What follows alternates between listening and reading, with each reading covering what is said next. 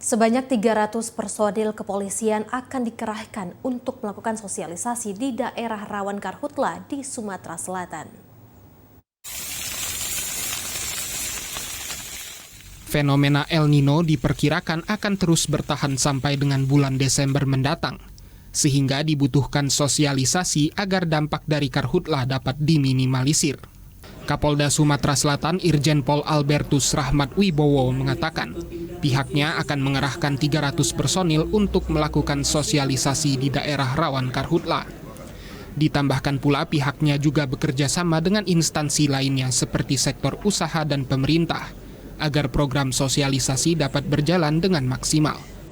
300 orang personil Polri dari berbagai macam satuan fungsi itu nanti akan bersama-sama dengan satuan TNI dan Polri yang berada di beberapa kabupaten, terutama di Ogan Komering Ilir, di Ogan Ilir, di Banyuasin. Kita punya personil yang sangat terbatas dengan kegiatan yang cukup padat, sehingga Polri tidak bisa bekerja sendiri. Polri itu bersama-sama dengan stakeholder yang lain secara pentahelix antar instansi pemerintah, kemudian melibatkan juga sektor-sektor bisnis. Kita minta mereka secara gotong royong untuk bersama-sama dengan unsur pemerintah mencegah terjadinya karhutla. Program sosialisasi ini diharapkan mampu meningkatkan kesadaran masyarakat akan dampak dari karhutla, sehingga aktivitas masyarakat tidak terganggu.